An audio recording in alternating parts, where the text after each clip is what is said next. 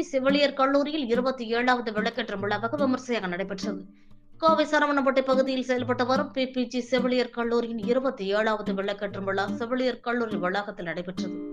2024-2025 ஆண்டு சேர்ந்த முதலாம் ஆண்டு பட்டப்படிப்பு மற்றும் பட்டய படிப்பு பயிலும் செவிலியர் மாணவர்களுக்கு மருத்துவமனை பயிற்சி செய்வதற்கு முன் செவிலியர் துறையின் முன்னோடியான பிளாரன்ஸ் நைட்டிங்கேல் அம்மையாரின் நினைவு கூர்ந்து உறுதிமொழி மற்றும் விளக்கேற்றும் விழாவாக நடைபெற்ற இதில் 19 பட்டய படிப்பு 100 பட்டப்படிப்பு மாணவர்கள் விளக்கேற்று உறுதிமொழி எடுத்தனர்.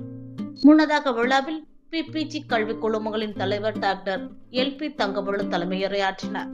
அப்போது பேசிய அவர், மருத்துவத்துறையின் வளர்ச்சிக்கு தவிர்க்க முடியாத பாகமாக செவிலியர்கள் இருப்பதாக கூறிய அவர், தற்போது செவிலியர் துறைகளில் உள்நாடு மற்றும் வெளிநாடு என அனைத்து இடங்களிலும் வேலை வாய்ப்புகள் அதிகரித்து வருவதாக தெரிவித்தார்.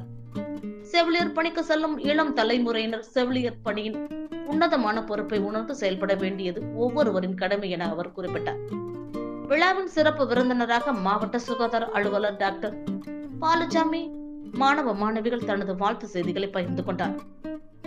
கௌரவ அழைப்பாளராக மாவட்ட பயிற்சி மருத்துவ அலுவலர் டாக்டர் ஈவன் மோசஸ் கலந்து கொண்டு மாணவ மாணவிகளிடையே உரையாடினார். அப்போது பேசிய அவர், இன்றைய இளம் மாணவ மாணவிகள் நமது இந்தியாவின் முதல் பெண் மருத்துவரான டாக்டர் முத்துலட்சுமி ரெட்டியின் சாதனைகளை தெரிந்து கொள்ள வேண்டும் என கேட்டுக்கொண்ட அவர், இன்றளவும் தமிழகத்தில் அவர் நினைவில் செயல்பட்டு வரும் மருத்துவ திட்டங்கள் குறித்து எடுத்து கூறினார்.